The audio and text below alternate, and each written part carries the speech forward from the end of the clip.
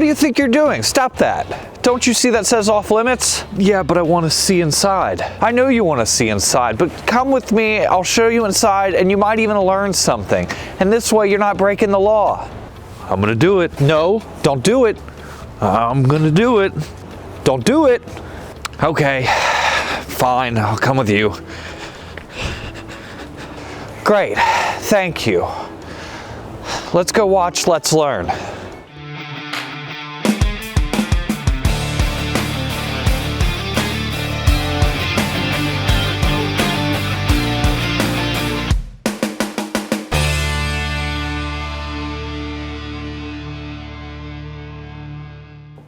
Welcome to Let's Learn at Fort Monroe. Today we're inside Quarters 14, one of the oldest buildings bordering the parade ground.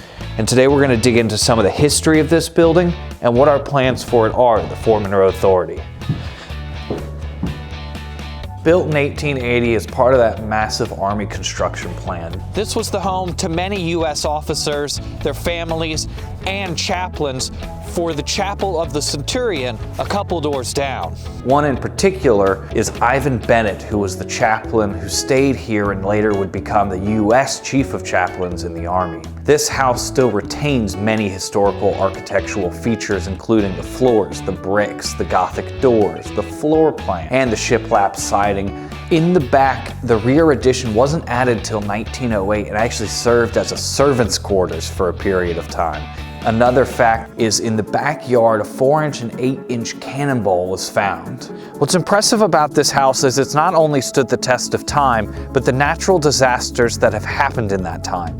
In 1975, this house caught fire. In the early 80s and in the early 2000s, it suffered from massive flood, and yet it's still standing. Now, it is worse for wear, but it's still standing, and I think that in and of itself is impressive. After some time as an annex for the Casemate Museum, we at the Fort Monroe Authority have an ongoing project to restore and rehabilitate this house, working with the U.S. Department of Interiors and the National Park Service, that way it can be rented by you. Now, when you restore a historic building like this, there's a lot of really deep rules you have to follow on the preservation, rehabilitation of historic buildings. Things like those original Gothic doors have to be restored to original, including down to the door hinges. And it goes further than that. The bricks and the floor, if any of that's taken out, the floorboards and the individual bricks have to go back exactly where they were before. So when this house is restored by these rules, we'll have to have everything set exactly like it was when it was originally constructed, retaining and restoring the original aspects and not replacing. It's gonna make it such a cool and interesting place for all of us to enjoy, and the lucky person that gets to rent it to really have a unique home. Thank you for watching Let's Learn at Fort Monroe. This has been a great time exploring one of our ongoing projects at Fort Monroe, and make sure to follow our Facebook page and subscribe to our YouTube channel so you can join me in the next one.